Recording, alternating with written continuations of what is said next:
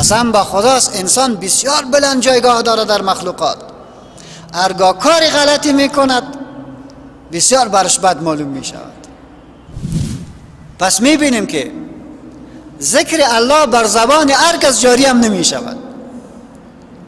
ذکر الله بر زبان هر کس هم جاری نمیشود تا خدا او را دوست نداشته باشد.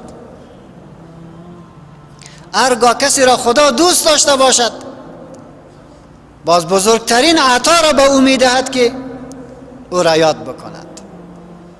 بزرگترین عطا را به او میدهد توفیق که او را یاد بکند. هنگامی که از دنیا رحلت میکنیم در اوجا با چی میشد؟ خود ما خوانده میتانیم؟ نه، باز نماز جنازه است. باز هم وداع ما و آخرین بودن ما در روی زمین به چی ختم میشود؟ به نماز ختم میشود. این کل کار برای چی است؟ این نمازها چی بود؟ یاد الله و اقم الصلاة لذکری. این همه نمازها را به خاطر یاد من بخوانید. یک چیزی را نمیدانستی بکنم نکنم از که مشوره میگیری؟ نماز بخوان، نماز استخاره. و رسول ما صلی الله علیه و سلم میفرماید که کسی که استخاره نمی کند فلا یلومن الا نفسه، جز خود کسی دیگر را ملامت نکند، زیرا ما برش استخاره را نشان دادیم. ولی اگر خواسته باشیم که ما از جمله ذاکرین الله باشیم و خدا را همیشه یاد بکنیم، بر رسول ما صلی الله علیه و سلم مراجعه بکنیم. او الگوی ما تو هست، او قائد و راهنمای ما تو است در همه امور، از جملهش یاد کردن الله متعال. پروردگارا در بقیه روز هم اما تو به ما توفیق عنایت بکو که صحت داشته باشم، با ابرو با عزت باشم و یاد تو را بکنم. چه قضیه باز عزیزایم، اگر ما تو میخواهیم که زندگی مضطرب ما جور شود، ما هم به الله از 24 ساعت یک کمک به او انقطاع بکنیم. یک وقت بتین. بهترین وقت بعد از نماز صبحتان است. بهترین وقت آخرین حصه های شبتان است. بهترین اوقات 15 دقیقه به الله وقت بدین. بشین و فکر بکن و شروع بکن که خدایا ما انسان هستیم. یک نفر یک مشکل مرا حل کند، 2 دفعه حل کند، 3 دفعه حل کند، هم میشه نامشه میگیریم، فلانه صاحب کده میریم و این کل خوبیایی که امرای ما کرده و حساب میشود. خدای من، مولای من، تو همه چیز را به ما عطا کردی، همه چیز به ما عطا کردی. آنچه که من زیاد دوستش دارم اونم تو به من عطا کردی. جانم برای تو دادی، چشمم، گوشم، فکرم، عقلم همیشه از طرف تو هست. بس از تو تشکر میکنم. خدایا سگم نساختی، انسان مرا ساختی. در انسان خدایا اون دو مرا نساختی که به گو سجده میکردم و پیشاب گو میخوردم. خدایا تو مرا امتی محمد مصطفی صلی الله علیه و سلم ساختی که جز به الله به کسی دیگری پیشانی نمیگذاریم. خود نعمتی توست که به ما عطا کرد. خدای از تو تشکر میکنه، سپاس میگویم. هرگاهی را گفته میرین ایمانتان اوج میگیرد، معرفتتان بالا میرود و خوشی را در دلتان احساس میکنید. این سینه آنقدر بزرگ میشود، آنقدر بزرگ میشود که در این صندوقچه‌تان جای نمیشود. این سینه آنقدر عظیم میشود. وخير العاقبة للمتقين والصلاة والسلام على أشرف الأنبياء والمرسلين حبيبنا وسيدنا محمد وعلى آله وصحبه أجمعين. أما بعد، فأعوذ بالله من الشيطان الرجيم. بسم الله الرحمن الرحيم. لقد كان لكم في رسول الله أسوة حسنة لمن كان يرجو الله واليوم الآخر وذكر الله كثيرا. وقال الله سبحانه وتعالى واذكر اسم ربك وتبتل إليه تبتيلا إن الله وملائكته يصلون على النبي يا أيها الذين آمنوا صلوا عليه وسلموا تسليما اللهم صل وسلم وبارك على محمد وعلى آله وصحبه أجمعين. برادرای عزیز، رب العالمین ما و شما را به عنوان بزرگترین مخلوق و به تعبیر دیگر گل سرسبد مخلوقات آفریده است و هرگاه به هر جایی می‌بینیم آثار از نعمت‌های الهی که در خدمت ما و شما هست مشاهده می شود.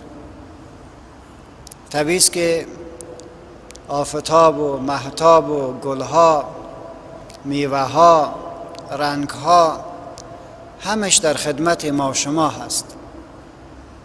هر زیبایی را که ما و شما سراغ داشته باشیم در زندگی ما و شما و در حالات حیات ما، امی تعبیر نهفته است که به او زیبایی خود را برسانیم و او زیبایی ها را به دست بیاریم. ولی یقینی است که خوبی اصلی انسان در شناخت پروردگارش نهفته است و زیبایی انسان هم در معرفت او تعالی است. هر قدر که انسان خدا را بشناسد به زیباییش افزوده می شود. هر قدر که انسان تلاش بکنه به خدا نزدیک شود جایگاهش بلند می شود و هر قدر که انسان از خدا دور باشد به امو اندازه نکبت و بدبختی به سراغش می آید. بناهن چی کاری بکنیم که ما به الله نزدیک شویم تا زیباتر شویم؟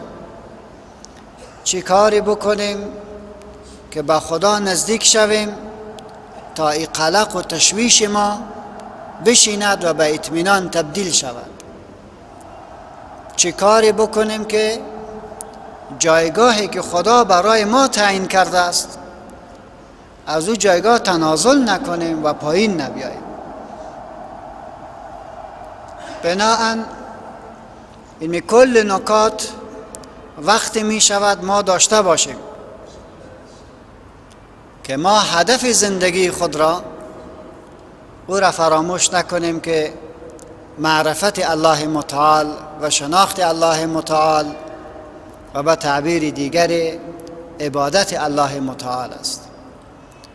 هرگاه ما خدا را عبادت بکنیم رب ما این مخلوقات را که برای ما و تو آفریده است در خدمت ما و تو قرارش میدهد. دقیق شدین؟ اگر ما خدا را عبادت بکنیم و الله که این همه مخلوقات را به خاطر ما و تو آفریده، این مخلوقات در خدمت ما قرار داده می شود و اگر خدا نخواسته ما از عبادت خدا سرپیچی بکنیم، مخلوقاتی که خدا برای ما و تو آفریده است از ما و تو اعراض می کند و فرار می کند و ما و تو در تکلیف میشیم، در مشقت میشیم. بناهن هرگاه اعراض مخلوقات نهفته است در اطاعت خدا، اگر ما اطاعت خدا را بکنیم ذوالجلال امی مخلوقات را در خدمت ما بسیار آسان و زیبا قرارش میدهد. روی اساس است که آنچه که ما را به عبادت میکشاند و عبادت به معنای گردن گذاشتن و تسلیم شدن به تقدیرات الله متعال و راضی شدن به تقدیر الله متعال، این وقتی ممکن است که ما یاد الله را ورد زبان خود بسازیم. چقدر که خدا را یاد میکنین به معرفتتان افزوده می شود. چقدر که الله را یاد بکنین با خدا نزدیک میشین. چقدر که الله را یاد بکنین با امو اندازه از عظمت الله، از شکوه و جلال الله بیشتر پی میبرین. پس میبینیم که هرگاه انسانانی که اعراض میکند و حتی گاهی مردم در مقابل بزرگا که اعراض میکند و جایگاه احترامی اما به اصلاح چوکی را رعایت نمی کنه، در حقیقت از نبود شناختش است، نمشناسش. ولی هرگاه بشناسد بعد از او باز احتیاط در تعبیر می کند، احتیاط در رفتن و در نشستن می کند. از این خاطر است که یک قصه می آید که از عدم شناخت که روز حجاج ابن یوسف خواست بازار را مشاهده بکند و واقعیت مردم در مقابل خودش را عملا ملموسا ببیند که مردم در مقابل حجاج چه نوع موقف دارند و از نوع حکومتش چی به ذهن دارند. پس لباس عادی را به تن کرده بود، من حیث یک نفر عادی داخل بازار شد. یک نفر را گفت که استاد چه کارت دارم؟ گفت از حجاج چقدر مشناسیش که چطور آدم است؟ و ای گفت که بسیار رذیل آدم است، خونخوار است. که گفت یک کسی دیگری از محافظینش خواست که ای را زجر بده، گفت نه نکویش، بگذارش. گفت که خلاص کرد، باز برش گفت که حجاج را دیدی؟ گفت نه، خدا همی قوارش در روی من نزنن. باز گفت که همی حجاج خو مستم، بسیار ور خطا می شود. باز میگه که من معذرت میخوایم، این پدر و مادر ما گفته بود که هرگاه در سال یک بار دو بار تو دیوانه میشیم و یک دفعهش هم همی حالت است.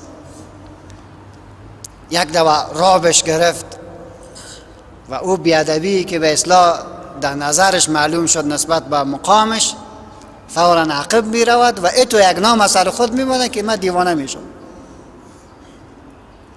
اگر این را می فهمید که حجاج است، خود در زندگی کلمات را نمی گفت. خدا می داند چقدر دیگه کلمات را جور می کرد. همیشه اعراض غالباً به اساس نبود شناخت است. وقتی که شناخت نبوده باشد انسان اعراض می کند از امر، زیرا امر را به منفعت خود نمی داند و به تعبیر دیگر امو مقصدی که او دارد امی پادشاه و کلان مانعش است. از این خاطر یک نوع مشکلات وجود دارد. ولی اگر برویم به ای که ما چرا از حکم خدا اعراض میکنیم، چرا از رب خود عقب میاییم، با وصفی که هم ما را آفریده است و هم هر آنچه که ما او را دوست داریم که از ما باشد او را هم آفریده است و او را هم برای ما تو آفریده است. این گلهای مقبول را برای ما تو آفریده است، این حیوانات را برای ما تو آفریده است، پرنده ها را برای ما تو آفریده است، میوه های مقبول و زیبا و خوشمزه را برای ما تو آفریده است.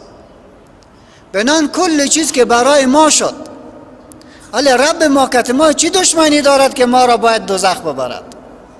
اوجا نمی برد، بلکه برای ما جنت را ساخته است و ما را از این مقام به مقام بالاتر می برد. ولی آنچه که در بین ما و در بین خدای ما فاصل می شود جهل است، نادانی است. چون جهل مانع تقدم انسان هم از نظر مادی است و هم از نظر معنوی است. از نظر مادی هم کدام مملکت ها سقوط میکند؟ اون مملکتی که دکتر خوب نداشته باشه، انجینر خوب نداشته باشه، در کل عرصه ها کوادر نداشته باشد، اون مملکت سقوط میکند، اون مملکت گدایگر میشود.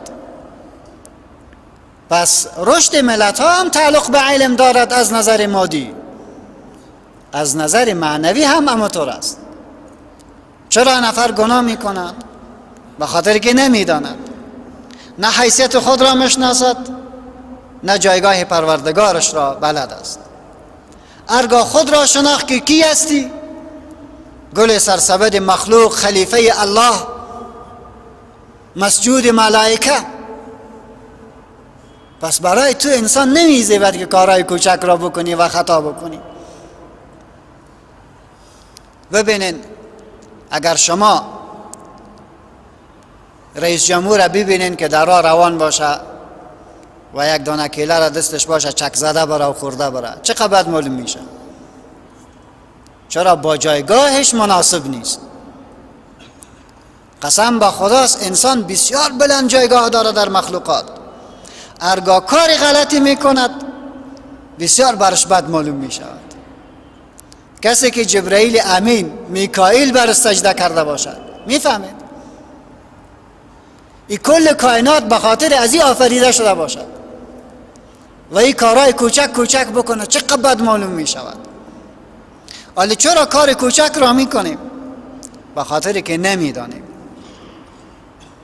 و رسول ما صلی الله علیه و سلم را پروردگار عظیم یک سفارش میکند، برش میگوید که وقل رب زدنی علما، پروردگارا به علم ما بیفزای. بر رسول الله صلی الله علیه و سلم عارفترین و عالمترین مخلوقات است.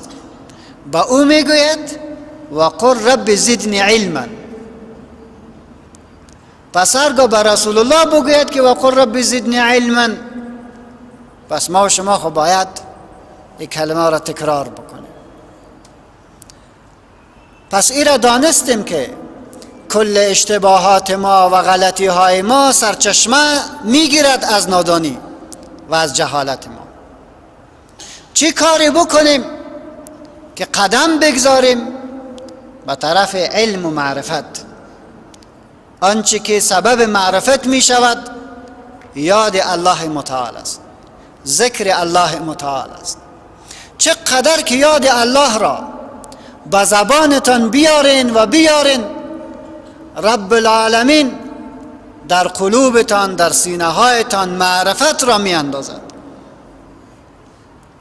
هرگاه معرفت انداخته شد، بعد شاه را از راه جدا می کنید. بعد می فهمین حیثیت خود را و می دانین جایگاه پروردگارتان را، خوب درکش می کنید. از این خاطر است که آنچه که بی نهایت به ذکر و معرفت فرا میخواند کتاب الله است. و شما کتاب الله را هنگامی که تلاوت میکنین، غالبا در هر آیه اخیر در او جا یکی از اسما و صفات الله بیان شده است. ان الله علیم قدیر، ان الله بصیر، ان الله رؤوف، ان الله رحیم، ان الله قهار. پس معرفی میکنه.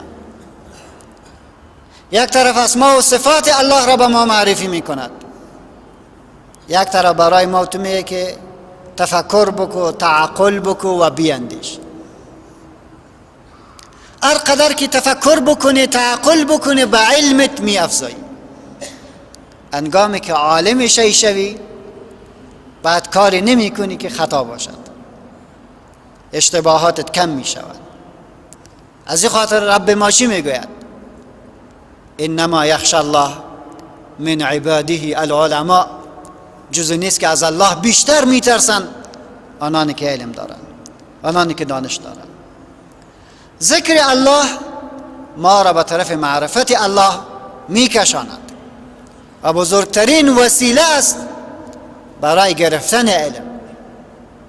بزرگترین وسیله برای گرفتن علم.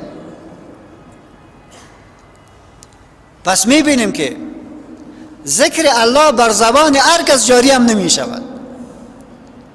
ذکر الله بر زبان هر کس هم جاری نمی شود تا خدا او را دوست نداشته باشد.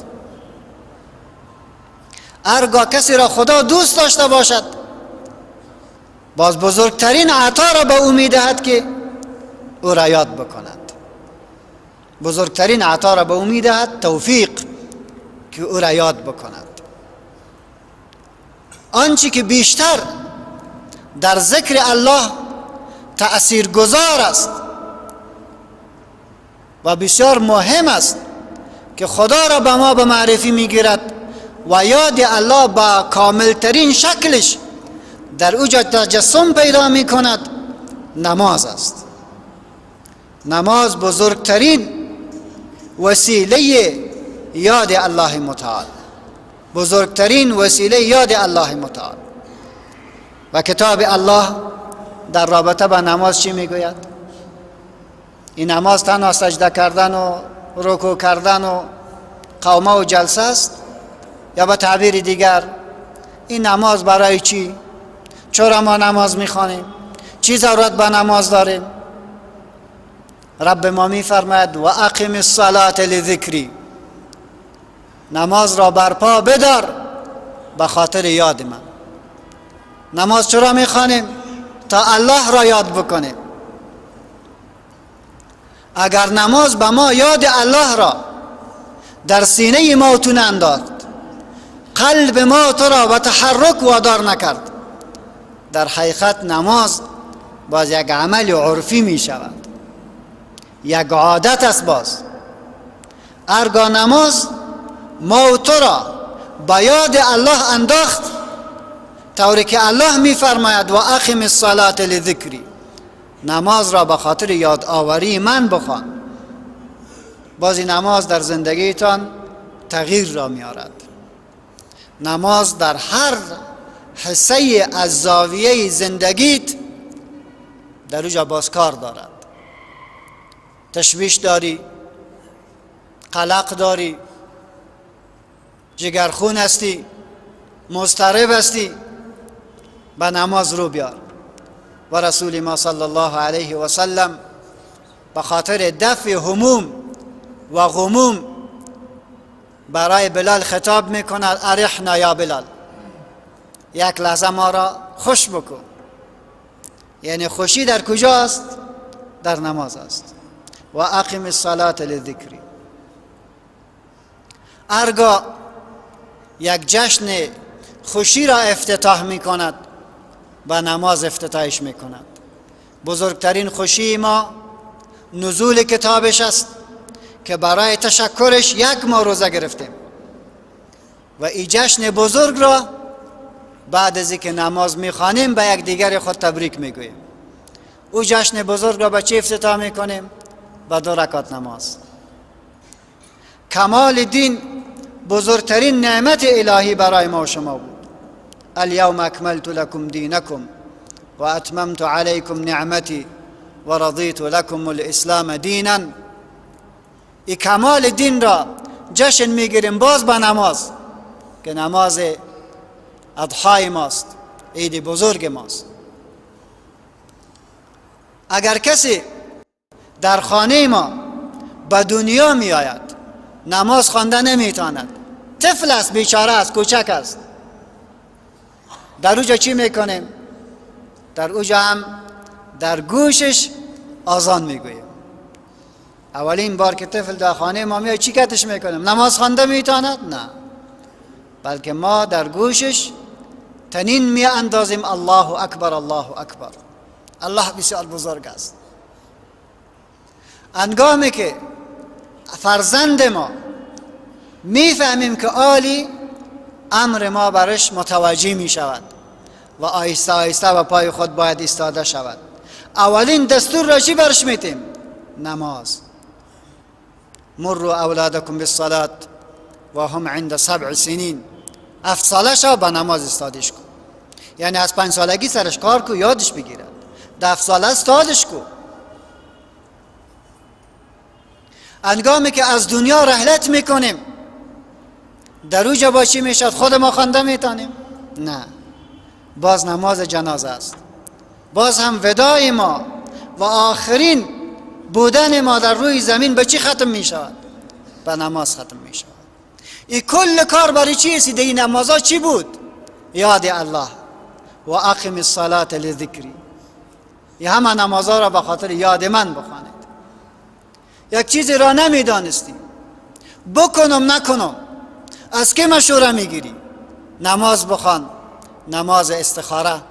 و رسول ما صلی الله علیه و سلم میفرماید که کسی که استخاره نمی کند فلا یلومن الا نفسه، جز خود کسی دیگر را ملامت نکند، زیرا ما برش استخاره را نشان دادیم.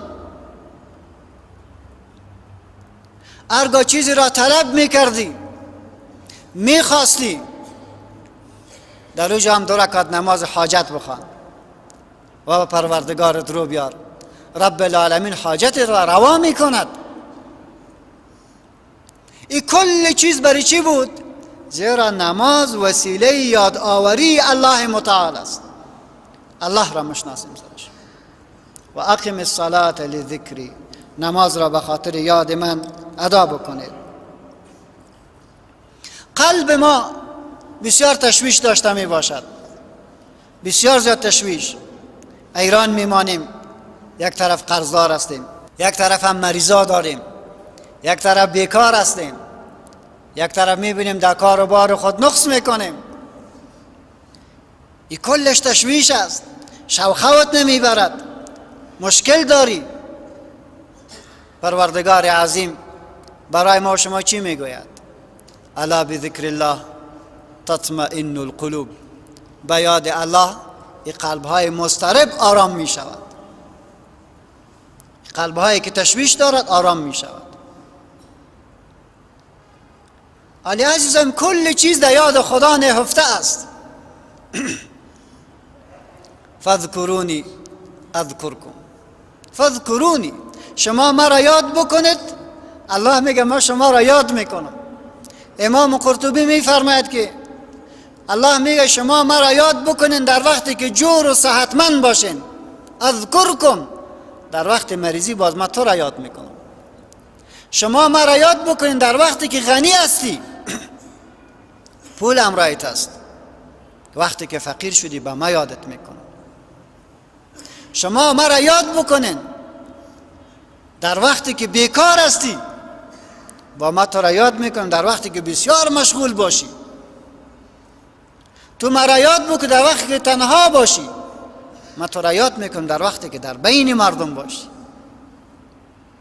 پس عزیزای، هر انسان من حیث انسان میخواهد جایگاه بالا داشته باشد، چوکی خوب داشته باشه. این چوکی برای چی؟ میخوای به اصلاح خدا کتا فکر بکنه من هم یک چیزی هستم. چرا مردم سرزی فکر میکنن که مهمانخانه خوب داشته باشه، فرش خوب داشته باشه، به اصلاح خدا نشان بده برای مهمانداره که این تو چیزا دارم. و این کلش برای چی است؟ برای ازی که همین نفر را مردم بشناسه که اینطور است. این کلش به خاطر امیست. و قسم به خداست اگر خدا تو را شناخت، باز در قلب مردم می باشی، در قلب مردم. بی چوکی کلان می باشی، چوکی والا مجبور است پیام تو را قبول بکند. و رسول ما صلی الله علیه و سلم ارشاد می دارد انگامی که یک انسان نام خدا را بیشتر میگیرد، در اطاعت و فرمان الله همیشه می باشد و یادی که از الله میکنه همیشه پیش الله می رود، بعد پروردگار عظیم جبرائیل امین را فرا می خواند و برش میگه که جبرائیل، ما فلانه پسر فلانه را دوست دارم، تو هم دوستش داشته باش. و جبرائیل امین میگه که دوستش دارم. بعد جبرائیل امین در آسمان ها آواز میکنه که الله فلانه پسر فلانه را دوست دارد، شما هم دوستش داشته باشین. مخلوقات آسمان ها او را دوست داشته می باشد. ثم یوضع له القبول فی الارض، باز در زمین مسلمان ها او را دوست داشته می باشد، بدون از اینکه قبیله و نسب و زبان و سمت و کار و این و آن باشد. در حالی که یک تعداد مردم برای چی کار میکند؟ خیالش به این معناست که چوکی مرا دوست میکند در دلای مردم، پیسه او را دوست میگرداند، قدرت او را دوست میگرداند، در حالی که یاد الله تو را دوست قرار میدهد برای انسان ها. پس این مقام با واسطه یاد الله به دستتان می آید، بدون تشویش و با افتخار. ولی اگر خواسته باشیم که ما از جمله ذاکرین الله باشیم و خدا را همیشه یاد بکنیم، بر رسول ما صلی الله علیه و سلم مراجعه بکنیم. او الگوی ما تو هست، او قائد و راهنمای ما تو است در همه امور، از جملهش یاد کردن الله متعال. و به تعبیر دیگر، اگر ما به نقش قدم رسول الله صلی الله علیه و سلم قدم بگذاریم، به بهترین وجه الله را ذکر کردیم، به بهترین وجه خدا را یاد کردیم. و رب ما چی زیبا می فرماید: لقد کان لکم فی رسول الله اسوة حسنه لمن کان یرجو الله والیوم الاخر و ذکر الله کثیرا. چی زیبا می فرماید: یقینا برای شما لقد کان لکم فی رسول الله، در زندگی پیغمبر برای شما سرمشق نیکوست، برای هر انسانی که لمن کان یرجو الله، کسی که قرب خدا را میخواهد، و الیوم الاخر، کسی که کامیابی را در روز آخرت میخواهد، و ذکر الله کثیرا، و هر کسی که میخواهد خدا را زیاد یاد بکند که وسیله تقرب به سوی خداست، باز هم از پیغمبر اسوه بگیرد. عزیزایم، هیچ کس به اندازه رسول الله علیه الصلاة و سلام عارفتر و عالمتر به اسما و صفات الهی نیست. هیچ کس عالمتر به اسما و صفات الهی از رسول الله کرده نیست. عارفترین مردم، مقربترین مخلوقات به الله متعال رسول گرامی ما صلی الله علیه و سلم است. با او پیغمبر چی میگوید؟ با او پیغمبر امیر خطاب کرد: و قل رب زدنی علما، بگو خدایا علم مرا زیاد بکن. او پیغمبر کل زندگیش ذکر الله متعال بود، برای ما تعلیم داد. یکی از صحابه کرام جای رایش کرده بود، در حدود چاشتگاه بود که به حضور رسول الله صلی الله علیه و سلم آمد و از کارش فارغ شده بود. بردش خانه خودش، بعد نان برش گذاشت. او صحابی را بلد نبود و شروع کرد و دست راست و چپ که بخورد، دست چپش را گرفت، برش گفت: یا عکراش، سم الله و کل بیمینک و کل مما یلیک. عکراش، اول نام خدا را در هر عمل بگی، به نام خدا دستت به کاسه ببر و به دست راستت بخو و از پیش رویت بخو. از همینجا مردم شروع کرد. سم الله. پیغمبر به ما تو تعلیم داد: کل امر ذی بال لم یبدأ بسم الله لم یبدأ بالحمد لله. هر کاری که انسان میکند و او کار قابلیت کار داشته باشد، اگر به نام خدا آغازش نکردی، به حمد خدا آغازش نکردی، او دنبوریده است، بی برکت است. به کارتان ارزش قائل شوین به نام خدا، به کارتان برکت بندازین به نام الله. و رسول ما صلی الله علیه و سلم با ما تو تعلیم داد: هرگاه آب میخوری یاد الله را بگو الحمدلله، هرگاه نان خلاص کردی بگو الحمدلله، هرگاه خواب میکردی باید دعا بخوانی، هرگاه بلند شدی بگو الحمدلله. یعنی کل زندگی عبادت شد. رسول علیه الصلاة و سلام هر کاری که میکرد کلش به نام الله، کلش به نام الله. ذاکر بود، خواب، زندگی، کلش هرگاه بیشتر به زبان الله را یاد بگیرین، یاد بکنین، در آخرت پشیمان نمیشین. در آخرت فرد انسان حسرت میکند به جز رسول ما صلی الله علیه و سلم. نمی‌فهمید؟ هر انسان در روز قیامت چی میکند؟ حسرت میکند به لحظاتی که الله را یاد نکرده است. گناه نکرده است، گناه نکرده است. صفحه زندگی که تیر می شود، اونو صفحه از حمد خدا و از یاد خدا چیزی درونی است. باز افسوس میکنه کاش که به یاد الله پرش میکردم، کاش که به یاد الله پرش میکردم. امر باز میگوید، افسوس میکند. و بیشتر یاد کردن الله قلب را زنده میکند. و رسول ما صلی الله علیه و سلم به ما چی تعبیر میکند؟ میگه شما خواب میکنین و قلبتان آرام میگیرد، به این معنا که یادداشت را براتون نمیدهد، کل حرکت های وجودت متوقف است. و قلب ما چنین نیست. قلب رسول ما صلی الله علیه و سلم همیشه به یاد خدا و آواز میکشید، همیشه به یاد الله و زنده بود. فرقش در همین است. ورنه قلب به معنای که خون به بدن میده، از کل ما شما زنده است.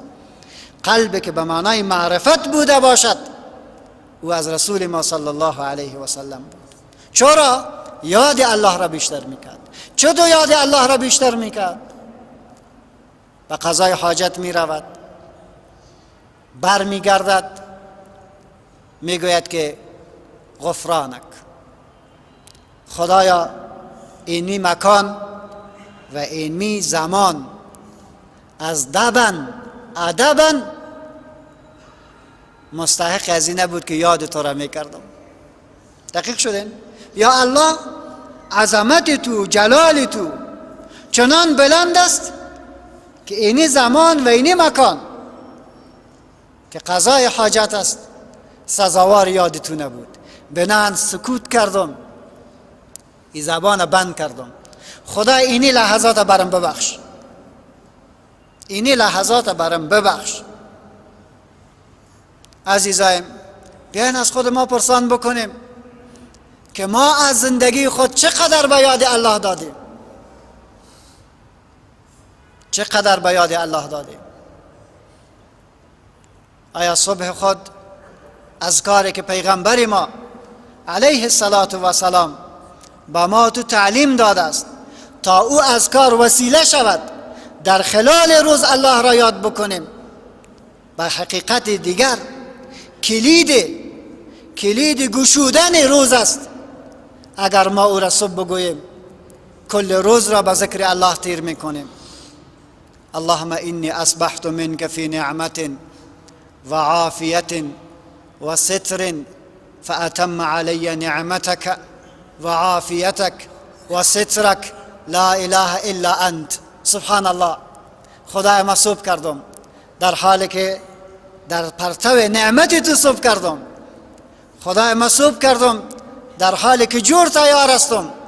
خدای ما صبح کردم در حالی که بی آبرو بی پرده نشدم.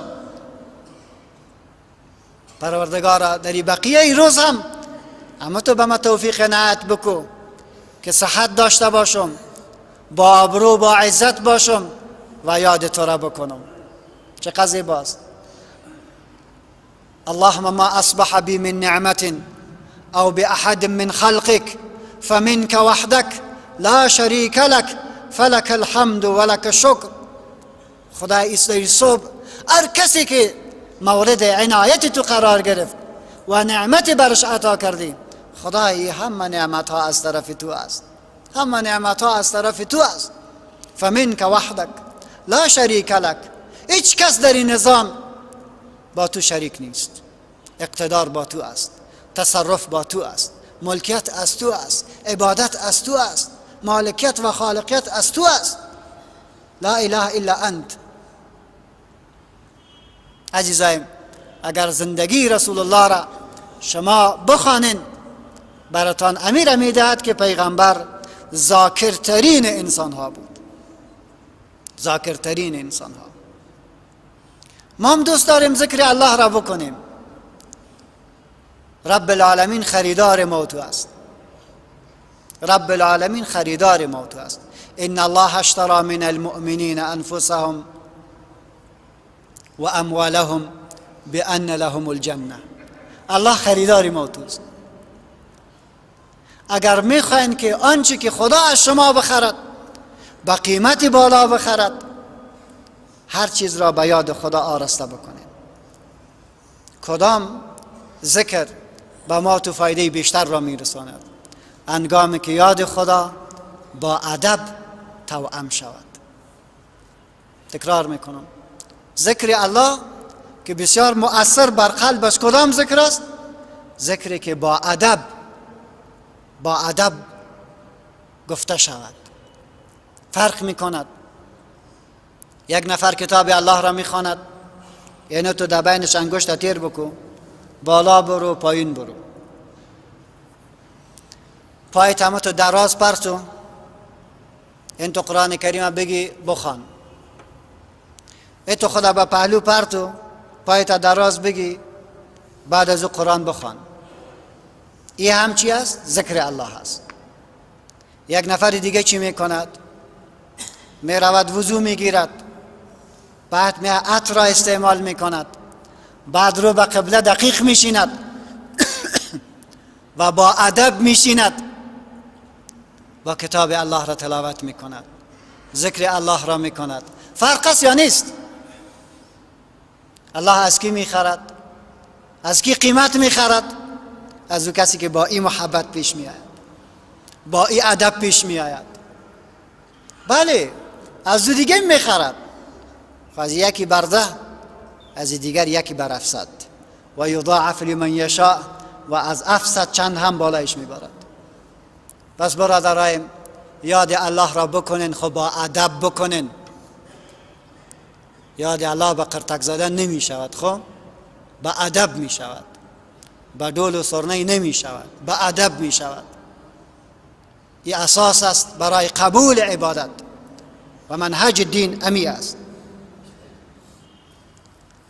برای عبادت وقت باید بتیم، برای ذکر الله باید وقت بتیم. و پیغمبر علیه السلام رب العالمین دستور میدهد واذکر اسم ربک، ای محمد نام پروردگارت یاد بکو، نام پروردگارت یاد بکو. بعد چی میگه؟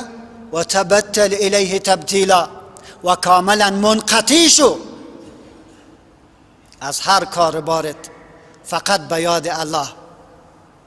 از هر کار ببر به جز یاد الله. عجیب نیست؟ در این آیت دقیق شوید. و تبتل الیه تبتیلا ای انقطع الیه انقطاعا، به هیچ وجه به چیز دیگر با خود مشغول نکن. در سال یک بار رسول ما صلی الله علیه و سلم برای ما شما تبتل را به معنای واقعی نشان داده است. هنگامی که ماه مبارک رمضان داخل می شد، اخیر رمضان را چی می نشست؟ اعتکاف. در اعتکاف چی می کرد؟ تبتل. با مردم نشست و برخاست می کرد؟ نه. با خانم‌ها اولادای نشست و برخاست می کرد؟ نه. گپ با مردم می زد؟ نه. بیرون می رفت از مسجد؟ نه. کلاً وقت خود را داده بود. و تبتل الیه تبتیلا.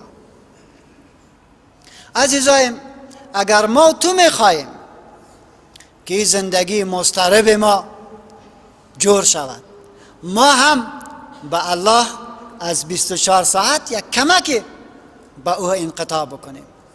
یک وقت بتین. بهترین وقت بعد از نماز صبحتان است. بهترین وقت آخرین حصه های شبتان است. بهترین اوقات. 15 دقیقه به الله وقت بتین. بشین و فکر بکن و شروع بکن که خدایا ما انسان هستیم. یک نفر یک مشکل مرا حل کند، 2 دفعه حل کند، 3 دفعه حل کند، هم میشه نامشه میگیریم، فلانه صاحب کده میریم و این کل خوبیایی که امرای ما کرده و حساب میشود. خدای من مولای من تو همه چیز را به من عطا کردی، همه چیز به من عطا کردی، آنچه که من زیاد دوستش دارم او را تو به من عطا کردی، جانم بر تو دادی، چشمم، گوشم، فکرم، عقلم همیشه از طرف تو است. پس از تو تشکر میکنم، تشکر میکنم خدایا سگم نساختی، انسان مرا ساختی. در انسان خدایا اون دو مرا نساختی که به گو سجده میکردم و پیشاب گو میخوردم. خدایا تو مرا امتی محمد مصطفی صلی الله علیه و سلم ساختی که جز به الله به کسی دیگری پیشانی نمیگذاری. خود نعمتی توست که به ما عطا کرد. خدایا از تو تشکر میکنیم، سپاس میگوییم. هرگاهی را گفته میرین ایمانتان اوج میگیرد، معرفتتان بالا میرود و خوشی را در دلتان احساس میکنید. این سینه آنقدر بزرگ میشود، آنقدر بزرگ میشود که در این صندوقچه تان جای نمیشود. این سینه آنقدر عظیم میشود. بعد نتیجه چی میشود؟ صفات نیک را رب العالمین یکی پی دیگری در سینت مگذارد، یکی پی دیگری عجیب صفات را مگذارد. شما دوست دارین در زندگیتان که کسی به شما ظلم بکند، تجاوز بکند، انتقام بگیرین، خودت احمد میشی، ولی از دیگه مردم دوست داری عفو را، گذشت را، ترحم را. رب العالمین سرچپه میکند، در دل تو عفو را مگذارد، بخشش را مگذارد، انابت را مگذارد. در مقابل بدیها سینه تحمل پیدا میکند و این بزرگترین وصف است. تلاش انسان میکند که بخشش بدهد. هر کس دوست دارد انسانایی که سخاوتمند است، ولی هرگاه گپ با خود ما برسد باز مشکل داریم، میترسیم از انفاق در راه خدا. ولی هرگاه با خدا بوده باشیم در راه الله متعال انفاق میکنیم و بیشتر انفاق میکنیم. و هرگاه ما انقطاع بکنیم به یاد الله، باز انفاق ما و ترحم ما و صفات خوب ما در دل ما بیشتر می شود. و رسول ما صلی الله علیه و سلم یک تعبیر بسیار جالب می کند. میگه پیغمبر علیه السلام کان رسول الله صلی الله علیه و سلم اجود الناس، پیغمبر جوادترین مردم بود. باز وقتی که جبرائیل امین برش می آمد و قرآن را برش می خوان، چنان جواد بود مانند ریح المرسله، مانند باد تند می وزید. ای باد تند می وزید یعنی چی؟ دقیق شد این حدیث بسیار مردم دیگه مشکل دارد. پیغمبر هم مانند باد تند می وزید. ای چی مفهوم را افاده می کند؟ پیغمبر مانند باد تند می وزید یعنی چی؟ معنای باد تند است وقتی که می آید به غنی، به فقیر، به ریسفید، به جوان، به کلگی می تابد. در رمضان رسول الله صلی الله علیه و سلم ایره نمیدید که کی است، برش میداد. این معنایش است. سخی ترین مردم کیست؟ کسی که از تو پرسان نکنه کی کیستی، میگه بگی کان رسول الله اجود الناس. پس وقتی که ما در راه الله به اساس یاد الله چنان سینه کلان می شود که عطا و بخشش به مردم بیشتر می شود و صفات خوب در زندگی ما می آید. هرگاه ما یاد الله را بیشتر بکنیم، آنچه که مردم برش رشوت می دهد، رشوت می گیرد، قتل می کند، بندی می کند، تهمت بسته می کند، او چی است؟ او چوکی است. همون تسانی است. به خاطر این چوکی است که کلگی جان میده. و این چوکی برای چی؟ میگن نامم برایت. خود نامم برایت. صحیح شد؟ پس اون طرف سعی کنین پسر یک امپراتور، پسر احمد شاه ابدالی تیمورشاه، یکی از امپراتورای افغانستان است. کسی بیخی نمشناسه شد. این طرف یک عسکر است، شاهد شمشیره برش میگه. او را مردم فراموش میکند ولی برای از این مردم دعا میکند. این فراموش نمیشود. چرا؟ آنانی که خدا را یاد میکند، خدا اونها را یاد میکند در وقت حیاتش و بعد از مماتش. پس کدام چوکی بهتر است؟ کدام نام خوبتر است؟ انسانی که یاد الله را میکند. الله ما شما را توفیق عنایت بکنه. هرگاه ما یاد الله را بیشتر بکنیم، آنچه که بسیار پشتش میدویم، گاهی در دروازه امریکا خودم میزنیم، گاهی در دروازه دیگه رزیلش دقل باب میکنیم، به خاطر که امن بدهد. امن نمیدهد، امن را الله میدهد. و او مراجعه بکنین. در دست از او امن است، در دست از او عزت است، در دست از او شگوفایی است. و او مراجعه بکنین، او را یاد بکنی. الله متعال دروازه های رحمت را سرتان خلاص میکنه و بهترین امن را الله برات میدهد، بهترین عزت را الله برات میدهد و بقا را در زندگی احساس میکنه. سبحان ربك رب العزة عما يصفون وسلام على المرسلين والحمد لله رب العالمين. اللهم اغفر لنا ذنوبنا وكفر عنا سيئاتنا وتوفنا مسلمين. اللهم ربنا وصلنا إلى جميع مقاصد خيرنا وتب علينا إنك أنت التواب الرحيم.